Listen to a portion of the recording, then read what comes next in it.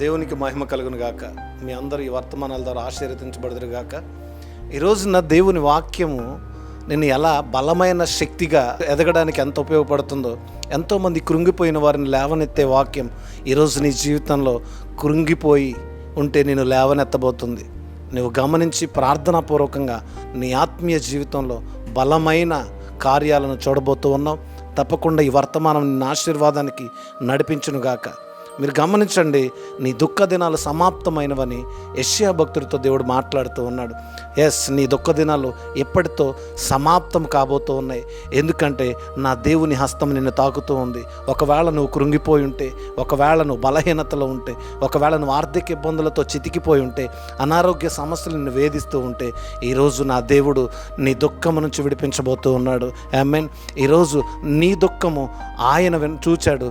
ఆయన ఖచ్చితంగా నీ పట్ల కార్యం చేయబోతూ ఉన్నాడు. ప్రియమైన సహోదరి సహోదరుడా, ఈ వాక్యం వెంటనే నీవు విధవరాల స్థితిని గమనించినట్లయితే, విధవరాల జీవితంలో ఎంతో భయానకమైన సమయము ఆమె జీవితంలో అలుపుకుంది. అప్పుడు ఆయన యేసయ్య, ఆయన దేవుని యొక్క సేవకుడి ద్వారా అక్కడికి పంపించి ఆమెకున్న ఆకలిని తీర్చినట్లుగా మనం చూస్తూ ఉన్నాం. ఆమెకున్న సమస్యను తీర్చినట్లుగా, ఆమెను మరణం నుంచి విడిపించినట్లుగా, ఆమెనే కాదు ఆమె పిల్లల్ని కూడా దేవుడు కాపాడినట్లుగా మనం చూస్తూ ఉన్నాం. అంతే, దేవుడు నీకు ఉన్న దుఃఖాన్ని తొలగించడానికి, నీ జీవితంలో అద్భుత కార్యాన్ని చేయగలిగిన సమర్థుడు. దేవుని వాక్యం అంటూ ఉంది, కీర్తనల గ్రంథం 19వ అధ్యాయం 34వ వచనంలో, నీతిమంతులకి కలుగు ఆపదలు అనేకములు, అన్నిటిలో నుండి యెహోవా వానిని విడిపించును. ఖచ్చితంగా యెహోవా నిన్ను విడిపించబోతూ ఉన్నాడు.